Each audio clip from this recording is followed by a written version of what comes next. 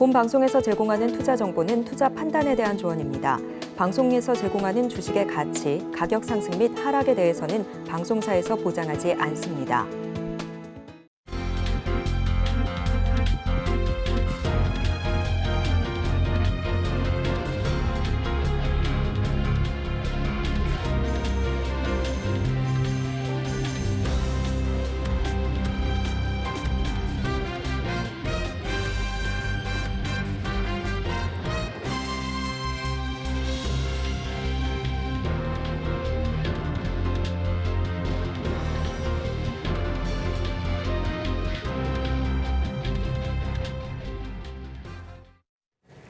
시청자 여러분 안녕하세요. 오늘을 돌아보고 내일을 준비하는 오늘장 내일장 일부 진행의 백선혜입니다. 세계은행은 세계 경쟁률 성장률 전망치를 소폭이나마 상향으로 조정했습니다. 이런 가운데 미국 시장에서는 FOMC에서 6월 FOMC 회의 내에서는 기준금리를 동결할 것으로 예상되고 있습니다. 이렇게 되면서 3대 지수는 소폭이나마 상승으로 마감을 했습니다. 우리 시장도 이 분위기를 그대로 이어받은 것으로 보이는데요. 양대 시장 빨간불을 켜면서 출발했고 오늘은 코스닥 시장에 탄력이 더 붙는 것으로 나타나고 있습니다.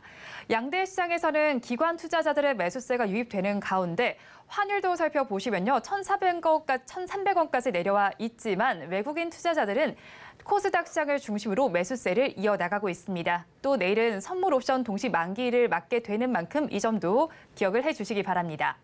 본 방송에서 제공해드리는 정보는 투자 판단을 위한 조언일 뿐 해당 주식의 가치와 수익률을 보장하지는 않습니다. 아울러 서울경제TV와 서울경제신문은 당사의 브랜드입니다. 최근 당사를 사칭하는 피해 사례가 늘고 있는 만큼 각별히 주의를 해주시기 바랍니다. 또 저희 방송은 유튜브를 통해서도 보실 수 있습니다. 유튜브 검색창에 서울경제TV라고 검색하시면 저희 방송과 함께 하실 수 있으니까요. 실시간으로 댓글 참여도 많이 해주시기 바랍니다. 6월 7일 수요일입니다. 오늘장, 내일장 일부는 이 시각 보도본부로 시작해보겠습니다. 앞서서 살펴보셨던 헤드라인 중에서 세 가지를 골라서 심층적으로 다뤄볼 텐데요. 오늘은 보도국에 민세원 기자가 나와 있습니다. 어서 오세요. 안녕하세요. 네, 첫 소식부터 알아보도록 하겠습니다. 우리나라가 유엔 안전보장이사회에 아시아 태평양 국가들 중에서는 단독으로 입후보를 했죠. 결과 어떻습니까? 네, 현지 시간으로 6일, 우리 시간으로는 지난 밤 미국 뉴욕 유엔 본부에서 총회 비상임이사국 선거가 열렸습니다. 선거에 참여한 192개 회원국 중 180개국, 즉 3분의 2 이상이 한국 비상임이사국 선출에 찬성표를 던졌는데요. 이로써 한국은 내년 2024년부터 2025년 임기에 안보리 비상임이사국이 된 건데요. 이는 2013년 선출 이후 11년 만입니다. 횟수로 치면 1996년 선출을 포함해 세 번째인데요. 한국은 이번 선거에서 아시아 태평양 국가들 중 단독 입후보했고 당선이 유력했던 상황입니다. 유엔 안보리는 미국, 영국 등 5개 상임이사국과 10개 비상임이사국으로 구성되고 이 비상임이사국은 매년 절반씩 교체가 됩니다. 우리나라 외에는 알제리, 시에라리온, 가이아나, 슬로베니아가 같은 임기 비상임이사국으로 활동할 예정입니다. 네, 2년 전부터 비상임 이사국 진출을 준비해 왔었는데 이번에 성과를 낸 것으로 보입니다. 그러면 이번 임기 기간 중에는 어떤 논의가 주로 이뤄질 거로 보시나요? 네, 우리나라는 이번 비상임 이사국 수임 때 대표 공약으로 지속 가능한 평화, 여성, 사이버, 기후 변화 등을 위해 힘쓸 것임을 밝혔습니다. 안보리는 유엔에서 회원국의 법적 구속력 있는 결정을 내릴 수 있는 유일한 기관인데요. 때문에 우리나라는 임기 중에 북한의 핵 위협과 주민 인권 탄압, 그리고 러시아, 우크라이나 침공 등에 대해 적극적으로 목소리를 낼 전망입니다. 여기에 미국, 일본과 함께 고도화되는 북한 핵 위협에 맞서 한미일 3국 공조를 강화할 것이라는 것도 강조했습니다. 네, 여기에서 우리나라의 활동이 기대가 되는 상황입니다. 다음 소식 알아보겠습니다. 글로벌 경기 전망이 그렇게 밝지는 않습니다. 그런 상황에서 새로운 전망치가 나왔죠.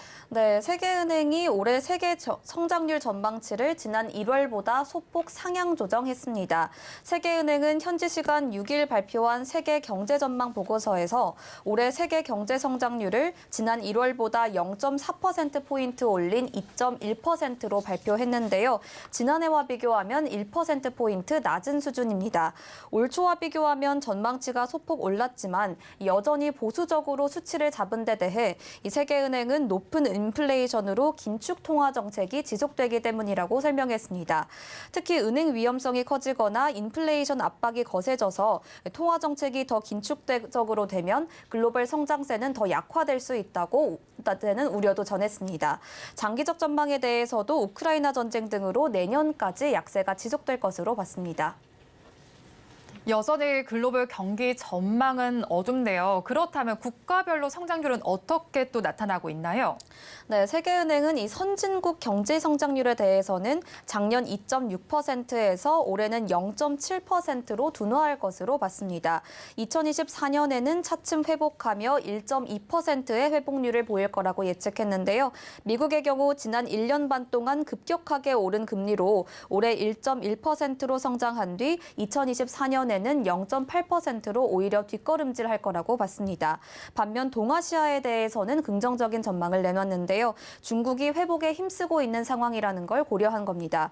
중국은 올해 5.6%, 내년에는 4.6%의 성장률을 보일 것으로 예상됩니다. 세계은행은 모든 지역이 거센 글로벌 금융 압박과 꺾이지 않는 역내 인플레이션으로 하방 위험을 가지고 있다며 모든 국가가 함께 노력해야 한다고 강조했습니다. 경기 부진을 이겨내기 위해서 부단한 노력이 필요해 보입니다. 마지막 소식입니다. 이번에는 현대차와 기아 소식을 전해드릴 텐데요. 지금 절도가 쉽다라는 이야기가 나오면서 보안 문제가 도마 위에 올랐습니다. 어떤 상황인가요? 네, 최근 틱톡과 같은 소셜미디어에 현대차와 기아 자동차를 훔치는 방법을 알려주는 이른바 절도 챌린지가 유행하고 있는데요. 10대를 중심으로 범죄 장면까지 생중계하며 사회 문제로 떠오르고 있습니다. 이에 미국 뉴욕시가 현대차와 기아가 절도가 쉬운 차량을 판매했다며 소송을 제기했습니다. 이에 샌디에고와 볼티모어, 시애틀 등 미국의 여러 도시들이 비슷한 내용의 소송을 제기한 상황인데 이에 뉴욕까지 합류한 겁니다. 말씀을 들어보니까 상당히 심각한 상황이네요. 그렇다면 구체적으로 어떤 모델이 보안이 부실한 건가요? 네, 절도 타깃이 되고 있는 차량은 주로 2021년 11월 이전에 출시된 차종으로 도난 방지 장치인 엔진 이모빌라이저를 탑재하지 않은 모델입니다. 엔진 이모빌라이저는 자동차 키 손잡이에 특수 암호가 내장된 칩을 넣은 것으로 해당 암호와 동일한 신호가 잡혀야만 시동이 걸리는 보안 장치입니다. 현대차와 기아가 미국에서 판매한 2011년에서 2022년형 모델 900만여 대는 이 엔진 이모빌라이저가 장착되지 않은 것으로 알려졌습니다. 양사는 지난 2월에 절도 가능성이 있는 이들 차량들에 대해 소프트웨어 업그레이드를 지원하겠다고 밝힌 바 있습니다. 이에 대해 월스트리트 저널은 여전히 소프트웨어를 업그레이드하지 않은 차량 소유주가 많고 심지어는 업그레이드를 완료한 차량도 도난 사고에서 자유롭지 못하다고 지적했습니다. 5월 초 기준 도난 취약 차량 중 업그레이드를 받은 차량은 7%에 불과했습니다. 네, 오늘의 경제 이슈 살펴봤습니다. 지금까지 보도국의 민세원 기자와 함께했습니다. 오늘 말씀 고맙습니다. 감사합니다. 오후장 주요 공시를 알려드리는 시간입니다. 스피드 뉴스앤 공시 김혜영 캐스터가 준비하고 있습니다. 스피드 뉴스앤 공시 김혜연입니다. 전일 미증시는 6월 기준금리 동결을 예상하면서 반등에 성공하는 모습이 나타났습니다. 또한 이 세계은행이 올해 세계 경제 성장률을 2.1%로 예상하면서 기존 1.7%에서 상향 조정이 됐고요. 미국의 성장률은 기존 0.5%에서 1.1%로 상향 조정을 했는데 당초 예상보다 성장 둔화가 심하지 않다라는 뜻을 의미하게 되면서 반등의 힘을 더욱더 불어넣는 모습이었습니다. 오늘 우리 시장도 이 같은 미증시의 훈풍도 이어봤고요. 기관의 순매수세가 유입이 되면서 양대 시장 모두 강세 흐름을 보이고 있는 상황입니다. 그렇다면 오늘장 짚어볼 만한 주요 공시와 뉴스 어떤 내용이 있는지 살펴보도록 하겠습니다. 네, 우선 첫 번째로 HB솔루션 공시부터 살펴보도록 하겠습니다. 지난 5일 삼성 디스플레이와 이 장비 공급 계약을 체결했다라는 공시가 있었는데 오늘 또 다른 공시가 나왔죠. HB솔루션이 50억 660만 원 규모의 이 자사주 소각을 결정했다라는 공시가 나왔습니다.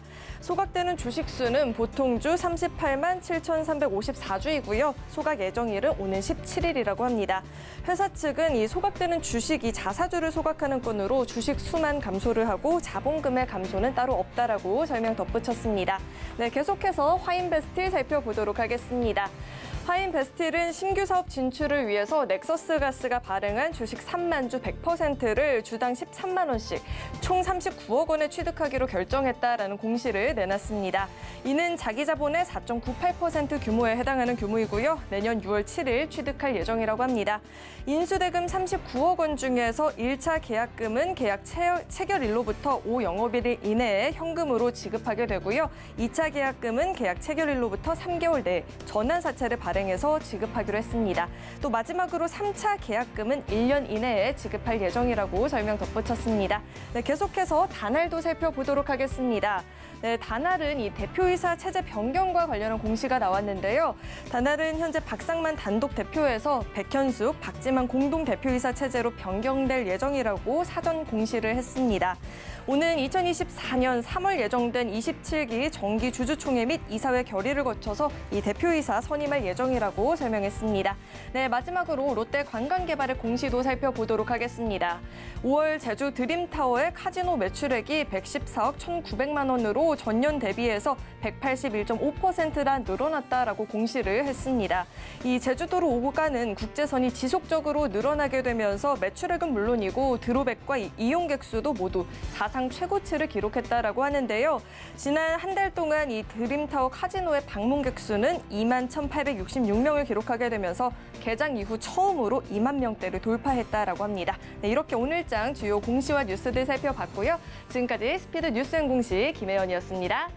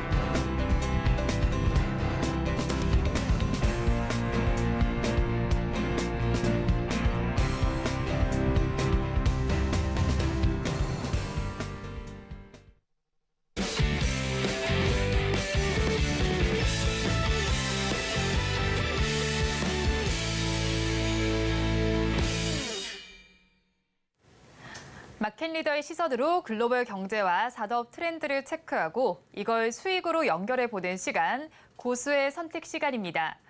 오늘은 리더스 인덱스의 박주근 대표님과 함께합니다. 어서 오세요. 네, 안녕하세요. 네, 대표님과 이야기 나눠볼 주제 화면을 통해서 먼저 살펴보도록 하겠습니다. 오늘의 주제입니다. 미운 오리에서 백조가 된 LG전자입니다. 최근에 LG전자의 반등세가 심상치가 않습니다. 올해 들어서 50%에 가까운 주가 상승률을 보였는데요. LG전자의 새로운 먹거리인 전장 사업의 성장 기대감이 부각되고 있습니다. 그렇다면 먼저 또 가전 부문에 대한 이야기를 해봐야 할 것 같습니다. 캐시카우 역할을 하던 부분인데 이 부분이 아무래도 그렇게 좋지는 않았습니다. 그렇다면 가전 부문에 대한 평가는 어떻게 하고 계신가요? 네, 올 1분기에 LG전자가 삼성전자의 영업이익을 앞섰죠. 네. 아마 뭐 굉장히 보기 드문 현상인데 그 역할은 역시 가전 부분, 네. H&A 사업부. LG전자는 4개 사업본부가 있습니다. 가전사업본부, H&A 사업본부가 있고, TV 사업본부가 있고, 그리고 전장 사업부인 VS 사업본부가 있고요. 마지막으로 BS라고 해서 B2B 사업을 하는 사업본부가 따로 있습니다. 4개 사업본부인데 여기에서 매출과 영업이익을 견인하고 있는 것은 역시 가전사업부입니다. 네. 작년부터 전 세계 가전 1위인 월풀을 앞서기 시작하면서 그런 호조세를 보이기 시작했는데 올 1분기는 더 좋아졌어요. 특히 그 가전 수업부 중에서 우리가 최근에 들어봤겠지만 프리미엄 가전 매출이 굉장히 그 신장세를 보이면서 네. 거기에다가 작년에 재고가 있던 부분이 재고 관리가 잘 됐고 원자재 물류 가격이 가격선이 굉장히 많이 됐어요. 그래서 이익 곡선이 좋아지면서 실제 1분기에 이렇게 어닝 서프라이즈를 낸 거는 가전사업본부로 봐야죠. 그러니까 전장사업본부가 미래성장사업본부로 본다면 현재의 실적을 기인하는 것은 역시 가전사업본부다. 이렇게 봐야 될 것 같습니다. 네, 미래를 바라보는 것이 전장 사업부라면 현재 실적을 견인하는 것은 가전 사업부다라고 말씀을 해주셨어요. 그런데 외국인 투자자들의 러브콜도 이어진 것 같습니다. LG전자를 6천억 원 이상 순매수를 했고요. 그렇게 되면서 약 1년 만에 시총이 20조 원을 회복했다라고 봐야 되겠습니다. 그렇다면 이 배경에는 저희가 LG전자의 전장 사업부가 만년 적자라는 꼬리표를 뗀 것도 있을 거라는 생각이 드는데요. 그렇다면 이 부분이 LG전자 사업에 어떤 영향을 미쳤는지 한번 살펴주시면 어떨까요? 지금 LG전자 주가가 되게 좋지 않습니까? 네. 이 주가를 바라보는 시선은 크게 3가지 이유인 것 같습니다. 방금 말씀드린 대로 가전사업부의 매출과 실적이 굉장히 좋다. 네. 이게 첫 번째 이유고, 두 번째는 그것만으로도 그 주가를 끌어올리기는 사실은 역부족인데 이제 무거웠던 주니까. 두 번째는 전장사업본부의 향후 호실적이 예상되는 부분이 사실 많은 역할을 했고, 근데 외국인들이 이렇게 많이 들어온 이유는 사실은 더 중요한 이유가 한 가지 더 있습니다. 그게 뭐냐 하면 LG전자의 그 매출 구조, 네. 즉 사업 구조가 그동안 B2C에서 B2B로 옮겨가는, 그러니까 이 기업을 원래 밸류에이션 했던 중요한 포인트가 시선이 바뀌는, 네. 그러니까 인프라 기업의 펀더멘털이 바뀐다 그래야 되나요? 그렇죠. 그런 구조 때문에 사실은 LG전자의 주가를 더 좋게 보는 이유가 큰데, 우선 가전 이야기는 했고 전장 사업부를 보면 일단 트리플 크라운을 달성했어요. 이게 뭐냐 하면 100조 원의 그 수주, 그리고 10조 매출 가능, 그다음에 10% 영업이익률, 이게 트리플 크라운이거든요. 전장 사업부가 향후에 이게 가능할 것 같다. 네. 지금 보시면 2024 올해에 100조 원의 수주가 될 예상이거든요. 네. 네. 그리고 더 이제 눈을 볼 만한 거는 7월 1일부터 매그나, 작년에 캐나다의 매그나를 인수해서 전장 사업부 분기 진출했는데, 매그나의 연결 영업이익이 올 7월 1일부터 이제 실적으로 연결되거든요. 그러면 이게 더 좋아질 거다. 특히 매그나의 영업이익 곡선이 향후 북미 자동차 시장과 맞물리면서 20% 이상의 영업이익 곡선을 가져가기 때문에 지금 VS 사업본부가 요번에 흑자 전환을 시켰는데 이 흑자 곡선이 더 가파르게 오를 것이라는 전망 때문에 이제 주가를 굉장히 든든하게 떠받치고 있는 것 같습니다. 네. 트리플 크라운을 달성했고 주가를 든든하게 떠받치고 있다라고 말씀해 주셨어요. LG전자 사실 실적도 굉장히 좋았고 앞으로도 기대가 되는 상황인데, 그런 가운데 전장 사업부를 살펴보면요. 지금의 가치보다 약 2배 이상인 100조 원까지도 가치를 평가받을 수 있다라는 평가가 지금 나오고 있습니다. 그렇지만 여기서 또 우려감이 나오는 부분은요. 컨퍼런스 콜에서 자동차 수요가 약화될 것이다라는 가능성도 나오고 있습니다. 이에 대한 견해는 어떠실까요? 우선 LG전자의 VS 사업본부의 가치를 어느 정도 봐야 되느냐, 네. 이게 대한 이런 의견이 있겠지만 현재 VS사본부의 그 기업 가치는 4.5조, 4.9조 정도 보거든요. 네. 5조 정도. 현재 LG전자의 이번 지금 주가가 오른 걸 반영해도 한 20조 정도 되는데 그 중에 한 5조 정도는 이 VS사본부가 맡고 있지 않나 이렇게 지금 예상 보고 있어요. 그런데 만약에 VS사본부가 방금 말씀드린 대로 7월 1일 매그나 그 조인트 벤처가 실적을 견인하고 그다음에 그 여러 가지를 이제 합산해 본다면 VS사본부만의 기업 가치를 한 10조 원으로 보고 있습니다. 그러니까 그렇다면 현재의 기업 가치 20조 원에는 그 VS사본부의 전장 사업을 한 5조 정도 보고 있는데 5조 정도 추가될 것이라는 거죠. 그러면 주가를 대충 예상할 수 있을 것 같은데 네. 문제는 이런 실적이 지속적으로 견인할 수 있을까? 방금 말씀하신 것처럼 글로벌 자동차 시장이 지금 약간 세츄리티 되는 곡선으로 가고 있는데 이 시장의 상황에서 이 실적을 예상대로 가져갈 수 있을까? 저는 가져갈 수 있을 거라 봅니다. 왜냐하면 전장 사업이라는 거는 물론 자동차 전체 완성차 시장과도 인동이 크긴 하지만 향후에 이 전장 사업 역할은 훨씬 커집니다. 우리가 왜냐하면 일단 전기 자동차가 들어가죠. 네. 두 번째는 지금 자율주행차 형식으로 계속 바뀌어가고 있지 않습니까? 차들이 그러니까 전체 차량의 수량은 줄지만 이 전장을 달고 가는 자동차의 비중은 확대되고 있거든요. 그러니까 그 확대되는 그 성장 곡선이 자동차 전체 시장 주는 것보다 훨씬 빠르게 올라가고 있습니다. 그래서 이 수주가 100조 원 된다는 것만 봐도 알 수 있는 사실인 거죠. 그렇죠. 예. 그래서 그러한 시장 곡선을 봤을 때 자동차 시장이 조금 움츠러든다고 해서 이 성장 곡선을 꼬꾸틀 만큼 크진 않을 것이다. 그러니까 실제 우리가 최근에 자동차를 사보시면 네. 사람들이 엔터테인먼트 쪽에 굉장히 관심이 많지 않습니까? 차 안에서 당연하죠. 예. 보고 그리고 그러한 것들이 없는 차는 상상을 이제 못하는 까지가 있죠. 그렇죠. 그게 지금은 너무 당연한 시대가 당연한 시대가 돼버린 됐죠. 것 같아요. 네. 예. 그렇게 할 수 있는 전장을 공급할 수 있는 기업이 많지가 않거든요. 네. 그러니까 충분히 그 시장성은 있다 이렇게 봐야 될 것 같습니다. 네, 지금 뭐 자동차 산업 자체가 조금 줄어들기는 하더라도 전장 사업을 계속해서 나타내는 자동차 부분은 커질 것이다라고 앞서서 짚어주신 부분까지 한번 참고를 해보시면 좋겠습니다. 그렇다면 자회사도 좀 살펴봐야겠습니다. LG 마그나를 좀 살펴봐야 되겠는데요. 전기차 충전 사업에 대한 기여도도 있고요. 그리고 LG 마그나 같은 경우에는 미국의 자동차 3사를 고객사로도 확보를 하고 있습니다. 그런데 이렇게 되면서 또 IRA 이후에도 성장 가능성이 점쳐지고 있는데요. 이 부분에 대한 평가는 어떻게 하고 계실까요? 자동차 산업을 좀 면밀하게 봐야 되는데 네. 자동차 산업은 타 산업과 다른 부분이 있어요. 이게 뭐냐면 자동차는 이제 완성차 업체를 우리가 네. 티어 1이라고 합니다. 소위 말하는 현대차, 포드, GM, 폭스바겐, 토요타 이렇게 있죠. 그리고 완성차에 부품을 모아서 모듈 형식으로 공급하는 업체를 우리는 티어 2라고 하는데 네. 대표적으로 현대모비스, 그리고 일본의 덴소, 미국의 컨티넨탈, 그리고 보쉬 이런 업체들이 있는데 네.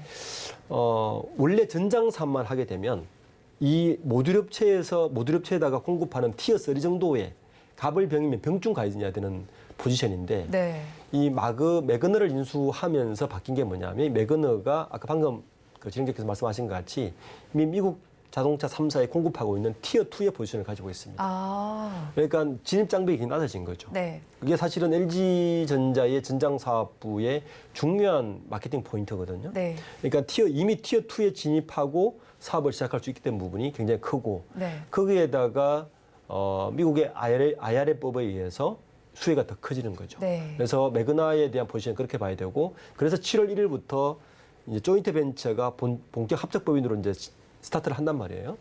그러면 연결로 매출이 들어오겠죠. 네. 이 연결로 들어온다는 이야기는 LG전자의 매출 곡선으로 바로 들어오는 것이고 이게 영업이익 곡선으로 들어오기 때문에 실적이 좋아지는 거고 플러스해서 미국의 자동차 시장의 특징 중에 하나는 전기차가 굉장히 많은 것 같지만 아직까지 충전 인프라가 굉장히 부족합니다. 그렇죠. 그래서 LG전자가 아무래도 충전기 쪽에 좀 그렇죠. 인프라를 키우는 것 같습니다. 작년에 그 하이차저라는 회사를 네. 하나 인수를 했는데 현재 네. 이름은 애플망고라고 그래요. 애플망고 인수를 했네요. 네, 그죠. 저기 애플망고가 원래 이름 하이차저인데 네. 이 기업을 LG전자가 60% 지분 네. 그리고 GS 계열사가 40% 지분으로 인수를 해서 현재 이 차질 사업을 진행하는데 네. 역할을 다 분리했어요. 아, 그러네요. 지금 그렇죠? 사업부를 다 분리해서 네. 뭐 자회사들에서 그러니까 할 수 충전기 있게. 자체를 네, 개발하는 네. 거는 LG전자가 제조업이니까 이제 네. 하는 거죠. 그리고 충전기에 들어가는 인프라 구축과 앱을 설정한다든지 이런 거는 아, 통신을 가지고 쪽에서. U+에서 하고 아, 네. 그리고 당연히 LG솔루션에서는 배터리를 만드니까 당연히 재활용이 또 다 가능하고 뭐 이노텍에서는 충전 컨버터라든지 네. 거기다가 뭐 다양한 서비스를 그룹 내에서 해결할 수 있고 특히 이제 GS가 40%를 가졌다는 이야기는 GS 칼텍스의 주유소를 또 인프라를 사용할 수 있는 아, 거죠. 그렇죠. 네. 네. 이 인프라가 일단 테스트베드, 국내는 테스트베드에 불과합니다. 요게 시너지가 있다. 그러면 동남아나 미국으로 진출할 수 있는 거 있어서 요게 전장사업부와 굉장히 밀접하게 움직일 네. 수 있는 부분이죠. 예를 들면 차를 운전하다가 배터리가 부족한 부분이 있으면 지금 LG가 갖고 있는 여러 가지 U+ 이런 통신을 통해서 네. 빨리 앱을 통해서 확인할 수 있고 네. 그러니까 엔터테인먼트 사업과 전장 사업이 같이 묶이면서 다양한 서비스를 고객에게 줄 수 있는 부분이 있어서 네. 강점을 갈 수 있는 부분이 때문에 LG전자가 그 부분을 인수해서 어쨌든 이 전기차와 그 이상의 자율주행차를 갈 때 사전 포석을 굉장히 잘 하고 있는 것 같습니다. 네, 지금 들어보니까요. LG 마그나가 뭐 미국 시장에서 좀 탄탄하게 입지를 더 다지고 있는 것으로 보이고요. 거기에 전기차 충전기 인프라와 관련해서도 자회사의 장점들을 충분히 활용해서 시너지를 내고 있는 것으로 보입니다. 그렇다면 주가도 지금 살펴봐야 될 것 같은데요. LG전자 최근 들어서 저평가 이제 탈피를 하고 주가도 잘 가고 있습니다. 그렇다면 지금 이런 상황에서 증권가에서도 아무래도 목표 주가 눈높이를 높일 수밖에 없는데요. 이런 상황에서 개인 투자자들은 어떤 시각으로 이 LG전자에 접근하면 좋을까요? 현재 LG전자의 시가총액이 한 20조 정도 되죠. 네. 1분기 매출액이 20조입니다. LG전자 퍼가 1위예요. 네. 이제 겨우 1위 됐습니다. 너무 저평가였었네요, 네, 이때까지. 1년 매출이 80조가 넘으니까요. 네. 매출만큼의 그 시가총액이 아니더라도 반 이상 가겠죠. 네, 그렇게 저는 보고 있습니다. 특히 이번에 좀 좋게 평가하는 것 중에 하나가 저는 LG전자가 지금까지의 실적은 상고 하재였어요. 네. 무슨 말이냐면 LG전자 실적은 B2C 기업이기 때문에 상반기에 좋고 하반기에 좋지 않은 전형적인 실적 구조를 가지고 있었는데 이 올해 들어서 LG전자의 매출 구조를 보면 B2B 사업이 전체 매출의 한 30%를 초과하게 될 겁니다.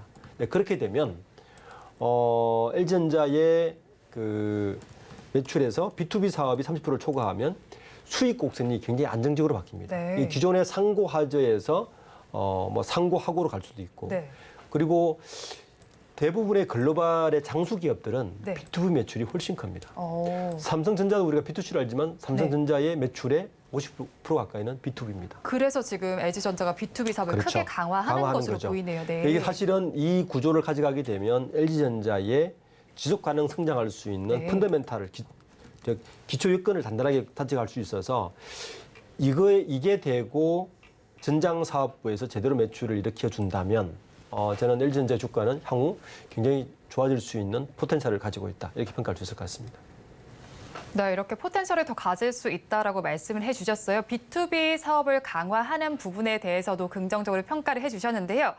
그렇다면 지금 글로벌에서 성장 기회도 좀 확보를 하고 있습니다. 이제 LG전자의 사장이 네옴시티와 관련해서도 지금 사업 기회를 모색하고 있다라는 소식이 나와 있습니다. 이 부분에 대해서는 대표님께서 어떻게 보시나요?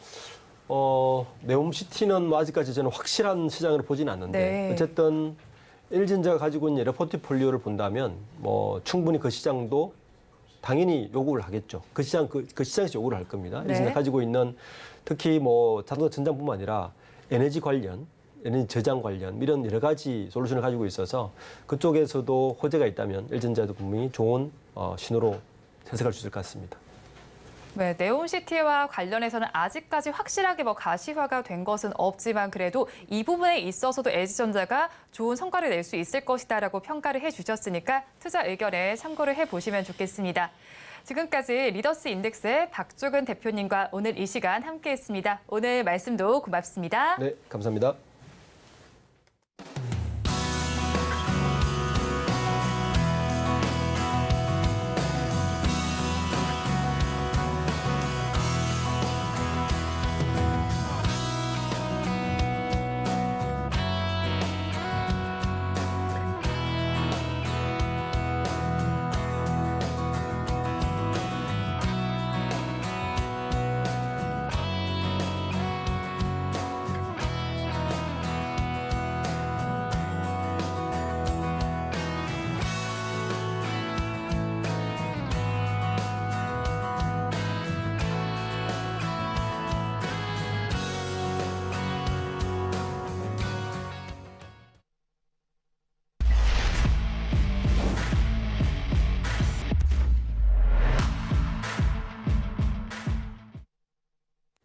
네, 이 시각 시장을 주도하는 종목별 이슈는 무엇인지 AI에 버금가는 시선으로 전문가의 냉철한 판단을 살펴보는 시간입니다.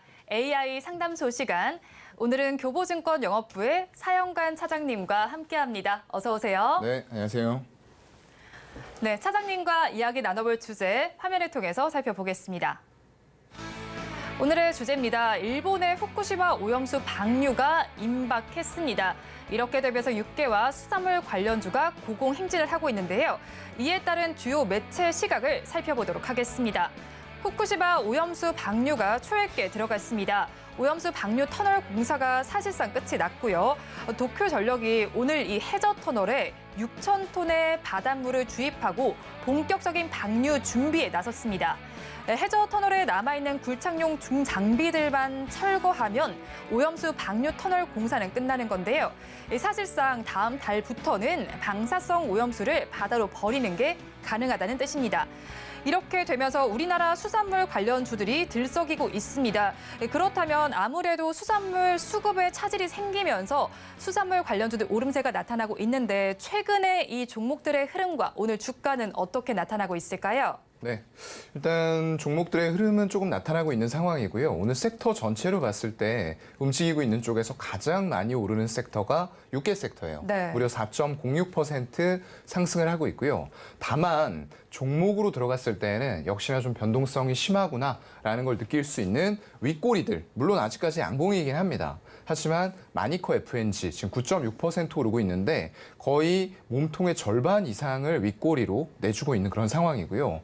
푸드나무도 마찬가지입니다. 7.7% 오르고 있지만 역시나 좀 약세로 전환하면서 윗골이 달리고 있고요. 마니커 같은 경우에도 5%대 강세를 유지하고는 있지만 여전히 역시나 몸통의 절반 정도가 윗골이 정도로 네. 달려있는 그런 상황이에요. 거기다가 지금 수산 관련주도 좀 강했었어요. 근데 역시나 좀 윗꼬리가 길게 달리는 모습들 똑같이 동일하게 나타나고 있어요. CJ 시푸드가 9.2%, 신라 SG 6.4%, 사조 시푸드도 6%의 강세를 아직까지 오늘 시장에서 유지를 하고는 있지만 전부 다 동일한 흐름은 윗꼬리가 전부 다 길게 달리면서 역시나 아직까지 이런 종목들은 테마적인 성격에서 못 벗어나고 있구나라는 것들을 시세로 보여주고 있는 그런 상황입니다. 네, 후쿠시마 오염수 방류가 초읽기에 들어갔습니다. 이런 상황에서 바닷가에서 세슘 우럭이 발견됐다는 소식도 나오는데 지금 오늘 시장에서 살펴보면 수산물과 육계 관련주들은 제한적인 흐름을 지금은 조금 보이고 있습니다. 그렇다면 육계 관련주에 대해서 조금 더 짚어보면 좋을 것 같습니다. 육계 관련주들은 마니커 FNG에서는 또 말레이시아에서 정부에서 닭고기 수출 중단도 있고요. 또 최근 미국에서는 광우병도 발생했었잖아요. 그렇다면 이런 부분들이 단기간에 상승에 그칠지 관련주의 주가 흐름부터 좀 살펴주세요. 글쎄요. 일단 오늘 시세로 봤을 때는 그동안의 또 테마성 종목들이 움직임들이 어떻게 움직였나 이런 것들을 종합해 보면은 네. 약간 단기적으로 시세가 났다가 급변동을 보일 가능성이 상당히 높다라고 생각이 되고요. 후쿠시마 쪽에 이런저런 오염수 방류 위해서 해저 터널 내 해수 주입 작업이 들어갔다라고 얘기가 나오고 있어요. 그러면서 올여름에 실제 방류는 올여름 시작이 될 계획으로 잡혀 있는 상황이고요. 오염수가 만약에 바다로 유입이 된다라고 했을 때는 아까 말씀드렸던 대로 수산품에 대한 수요가 당연히 감소할 수밖에 없는 그런 상황입니다. 그렇다고 했을 땐 반발작용으로 이런 수산 관련주들뿐만 아니라 육계 관련주들도 같이 지금 올라가고 있는 그런 상황인데 여기에서 우리가 일본 원전만 봐야 될 것은 아니고요. 원전을 네. 하고 있는 나라들이 많습니다. 그래서 중국 원전에 대한 부분들도 얘기가 같이 나오고 있어요. 중국 원전까지요? 네, 그래서 중국 원전까지 같이 좀 체크를 해야 될 필요는 있다라고 생각이 되고요. 이 마니커 FNG가 육계에서는 지금 그래도 오늘 윗꼬리가 달렸음에도 불구하고 시세가 가장 강하게 유지가 되고 있는 그런 종목인데요. 매출 대부분이 국내입니다. 그래서 여기에서 만약에 반발 수혜를 입는다고 했을 때에도 이게 정말로 매출이 크게 여기에서 더 증가할 여력이 있을까? 라는 부분들을 생각해 보면은 크지는 않을 것 같아요. 이게 지금 제가 보고 있는 화면이 마니커 FNG의 연간 재무제표입니다. 2018년부터 한 1,000억이 조금 안 되는 수준이었어요. 그런데 거기에서 크게 숫자가 변동이 되고 있느냐. 이때에도 해양 오염수 방류 이런 얘기들 계속 있어 왔었던 이슈거든요. 그런데도 불구하고 영업이익은 오히려 줄어들면서 적자 전환되는 모습들 보여주고 있고요. 그래서 아무리 지금 치맥의 계절이 이제 왔죠. 네. 그랬음에도 불구하고 여기에서 정말로 매출이 큰 폭으로 늘어나고 그로 인한 영업 레버리지 효과까지 나올 수 있을 것이냐에 대해서는 퀘스천 마크를 달 수밖에 없을 것 같습니다. 네, 앞서서 살펴주셨던 부분들 한번 잘 짚어보시면 좋을 것 같습니다. 퀘스천 마크를 달 수밖에 없다라는 의견 제시해 주셨으니까 한번 참고해 보시기 바랍니다. 그렇다면 일단은 오염수 방류와 관련해서도 살펴보고요. 또 지정학적 리스크에 관련해서도 최근에 보면 사료와 곡물주들이 급등락을 반복하는 모습을 보였습니다. 거기에 오염수 방류 이슈까지 있고요. 오염수 방류의 남은 절차는 국제원자력기구의 최종 보고서 발표만 있습니다. 이에 따라서 주가 변동성이 어떻게 나타날지 궁금하고 어떻게 저희는 대응해 나가면 좋을까요? 글쎄요. 앞으로도 오늘과 같은 시세에 조금 행보가 펼쳐지지 않을까라고 네. 생각이 되고요. 일단은 아까 말씀해 주신 국제원자력기구 쪽이 한 6월에서 8월 정도에 최종 결과 보고서를 내놓을 것이다라고 전망이 나오고 있는 그런 상황입니다. 일단 뭐 철저하게 좀 과학적으로 접근을 해야 될 것 같아요. 무조건 방류한다고 해서 이게 해수를 다 돌고 돌아서 왔을 때 정말로 이런 방사능 물질이 많이 쌓여 있느냐 이런 무조건적인 선동보다는 네. 정말로 이제 국제원자력기구의 정확한 과학적인 데이터 이런 것들을 바탕으로 해서 결과가 나올 테고요. 그에 따라서 일단은 좀 테마성 성격으로 계속 좀 저는 지정을 할 수밖에 없을 것 네. 같아요. 그런 흐름들이 계속 될 텐데 이런 결과가 나오는 것들에 따라서 오늘과 같이 육계라던가 수산 관련주들의 또 큰 폭의 상승 움직임이 있을 수 있어요. 하지만 역시나 오늘처럼 윗꼬리가 달리면서 시세 상당분을 반납하는 결과가 또 그에 따라서 나올 수도 있다라는 부분들을 여러분들은 좀 체크를 하시는 게 좋을 것 같습니다. 네, 국제원자력 기관의 이제 보고서를 최종적으로 확인을 해 보시고요. 거기에 더해서 이런 종목들 테마성으로 움직일 수 있다라고 짚어주셨으니까 한번 참고를 해 보시면 좋겠습니다. 이어서 다음 주제 화면을 통해서 살펴보겠습니다. 두 번째 주제입니다. 오늘 두 번째 주제는 풍력 관련주가 상승 모멘텀에 직면했습니다. 그러면 풍력 생태계 확대 속에서 최대 수혜주는 어디에 있을지 살펴봐야겠습니다. 이에 따른 주요 매체 시각 살펴보겠습니다. 유니슨이 풍력 발전 업체 중국 민양 스마트 에너지 그룹과 공동 협력 계약에 따른 투자 세부 계획 실행을 수립하고 준비에 돌입한다고 밝혔습니다. 민양은 지난해를 기준으로 해서 해상 풍력 설치 세계 3위 기업인데요. 이에 대한 자세한 내용 짚어보도록 하겠습니다. 먼저 이제 오늘장에서 풍력 관련주에서도 상승 모멘텀이 나타나고 있습니다. 정부에서 해상풍력 발전 단지와 관련해서 지원을 하겠다라는 소식이 있었고 앞서서 제가 말씀해 드렸던 유니슨 소식도 있습니다. 이런 부분들이 풍력 관련주에 어떤 요인으로 작용할지 주가부터 먼저 짚어주세요. 네, 일단 오늘 유니슨 빠르게 상한가 진입한 이후에 깨지지 않고 있어요. 네. 정말로 강한 시세가 만들어져 있고요. 최근에 거래량도 굉장히 큰 폭으로 증가되는 모습들 나타나고 있습니다. 오늘 이렇게 강하게 유니슨이 올라갈 수 있었던 이유는 중국의 민양이라는 기업이 있어요. 이게 작년 기준으로 봤을 때 해상풍력이라는 분야에서 설치 글로벌 3위를 차지한 결코 작지 않은 업체예요. 네. 그런데 이런 업체가 국내외의 육해상 풍력 사업 경쟁력과 기술 역량을 강화하기 위해서 공동 협력 계약을 유니슨과 맺었다라는 소식이 굉장히 강하게 주가를 자극하는 요인들이 되고 있는 것 같고요.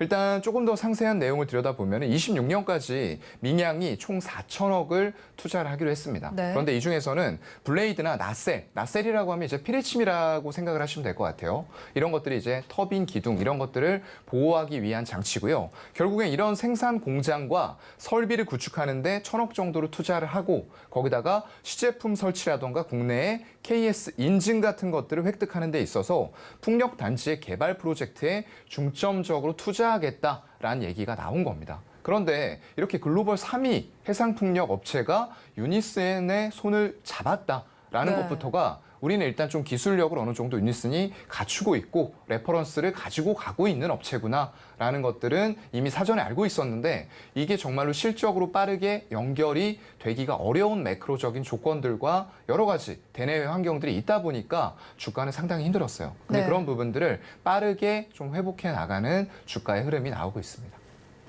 네, 이렇게 보시는 것처럼 민양에부터 이제 유니슨이 오늘 2026년까지 총 4천억 원의 투자를 좀 받는다라는 소식이 네. 전해져 왔고요.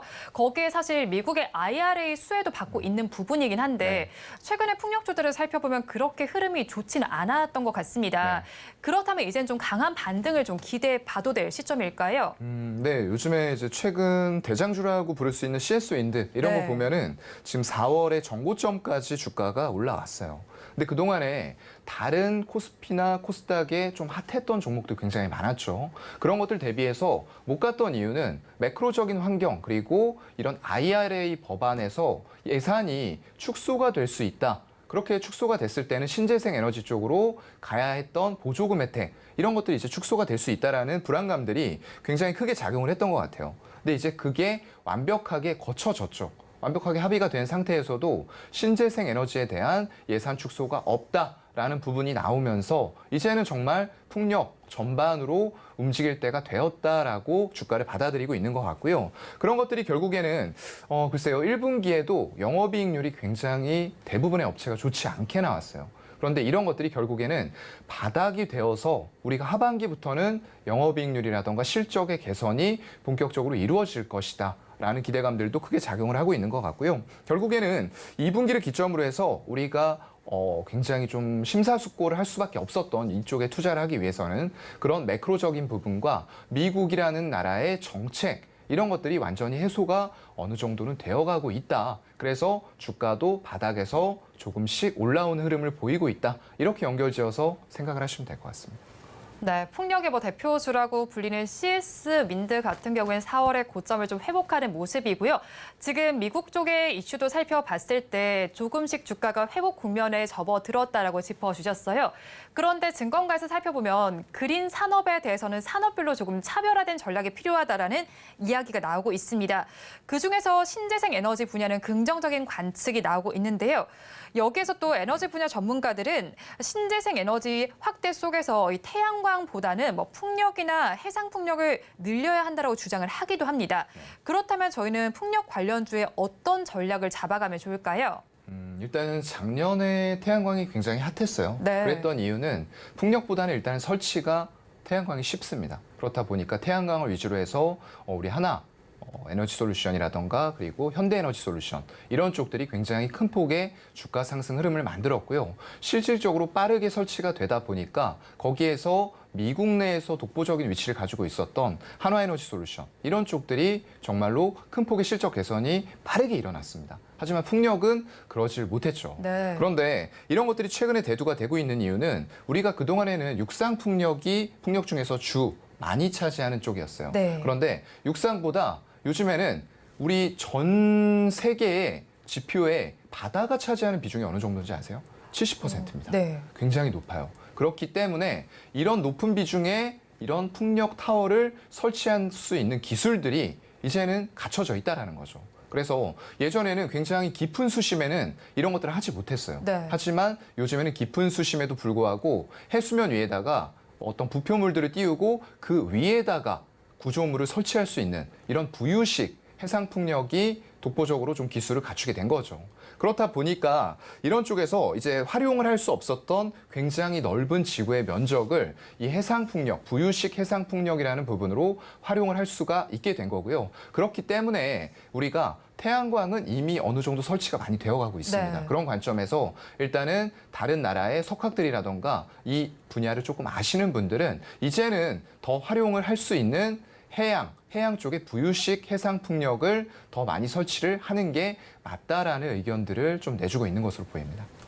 네, 해양 쪽에 뭐 부유식 해상 풍력이 더 발전이 될 것이다. 그리고 이 부분을 더 많이 설치할 수 있을 것이다라고 말씀해 주셨는데 차장님께서 혹시 이 부분에 대해서 실제로 좀 보신 적이 있으실까요? 네네. 저도 네. 뭐 돌아다니면서 보기도 했었고요. 대표적으로 우리 사진 많이 나오는 게 이제 저 아래쪽 지방에 보면은 그 타워 이렇게 돌아가고 네. 있는 화면은 여기도 지금 나오고 있네요. 네, 저도 실제로 사실 네. 전시회에서 본 적이 있었는데 이 네. 뭔가 바람개비처럼 보이는 이게 맞아요. 굉장히 크더라고요. 이건 네. 지금 해상 풍력은 아닙니다. 네. 여기 보시면은 그냥 그쵸, 지면에 지표면에 있는, 딱 고정돼 있는 설치를 하고 있기 때문에 때문에 이건 이제 육상풍력이에요. 네. 근데 아직까지도 이게 많이 차지를 하고 있는데 말씀드렸던 대로 우리나라를 빼고서도 전 세계, 특히나 유럽 같은 쪽들은 해수면이 굉장히 많아요. 주변에 둘러싸고 있는.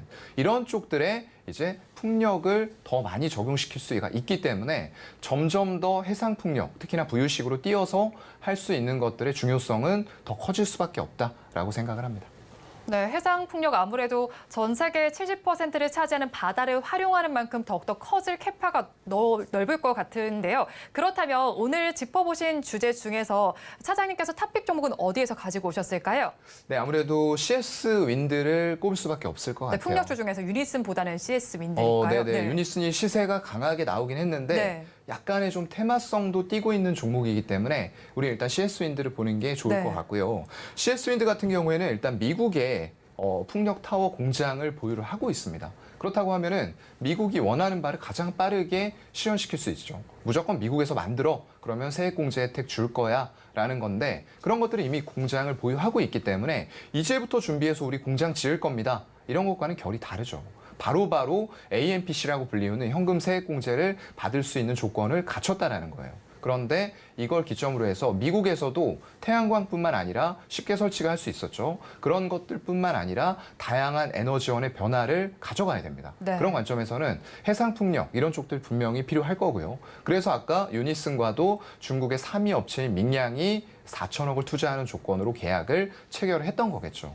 그런 관점으로 봤을 때는 미국 내에서 일단 보유하고 있다라는 포인트가 첫 번째가 될 것 같고요. 두 번째는 아까 말씀드렸던 유럽이에요. 유럽이 이런 에너지원 다변화에 있어서는 더 절실합니다. 왜냐하면 러우 사태 이런 것들을 겪어봤기 때문에 더 이상 우리가 한정된 에너지원만 가지고 여기저기에 끌려다녀서는 안 된다라는 걸 정말 몸으로 체감했던 가장 강하게 체감을 했던 쪽이 유럽이라고 할 수가 있거든요.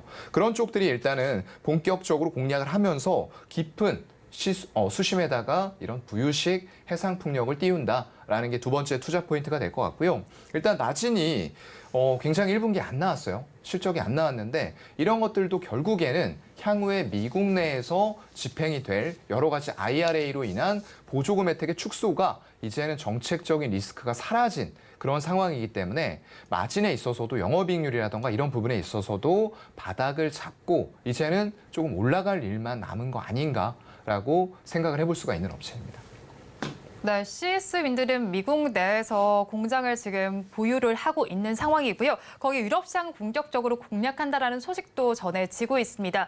그렇다면 가격 전략도 궁금하고요. CS 윈드도 있지만 CS 베어링도 있잖아요. 네. 관련해서 비슷한 전략으로 가져가면 좋을지도 궁금합니다. 네, 아무래도 자회사니까 비슷한 전략이 될 수는 있을 것 같은데요. 네. 그래도 이런 본격적인 세액공제 혜택에서는 조금 더 큰 기업을 보는 게 맞을 것 같아요. 우리가 예전에 태양광 볼 때도 한화에너지솔루션과 현대에너지솔루션 물론 같이 올라가긴 했지만 지금 다시 주가의 움직임을 보면은 역시나 미국 쪽에서 크게 하고 있는 쪽이 더 크게 혜택을 받는다라는 게 증명이 되고 있거든요. 그렇기 때문에 CS윈드 우리 가격 전략은 현재가 부근부터 밑으로 크게는 못 드릴 것 같고요. 한 78,000원 부근까지 분할 매수 진행하시되 손절은 본인의 매수 평단에서 12에서 15% 정도 손절 처리하시고요. 목표가는 1차적으로는 11만 원 잡아본 이후에 돌파하면 추가 상향도 가능할 것 같습니다. 네, 제시해 주신 투자 전략 참고하셔서 투자 의견에 한번 반영을 해보시면 좋겠습니다. 지금까지 교보증권 영업부의 사영관 차장님과 함께했습니다. 오늘 말씀도 고맙습니다. 네, 고맙습니다. 오늘장 내일장 1부 마칠 시간이 됐습니다. 본 방송에서 제공해드리는 정보는 투자 판단을 위한 조언일 뿐 해당 주식의 가치와 수익률을 보장하지는 않습니다. 아울러 서울경제TV와 서울경제신문은 당사의 브랜드입니다. 최근 당사를 사칭하고 있는 피해 사례가 늘어나고 있는 만큼 시청자 여러분의 각별한 주의를 부탁드리도록 하겠습니다. 오늘장 내일장 1부 준비한 순서는 여기까지입니다. 저희는 잠시 후 2부로 돌아오겠습니다.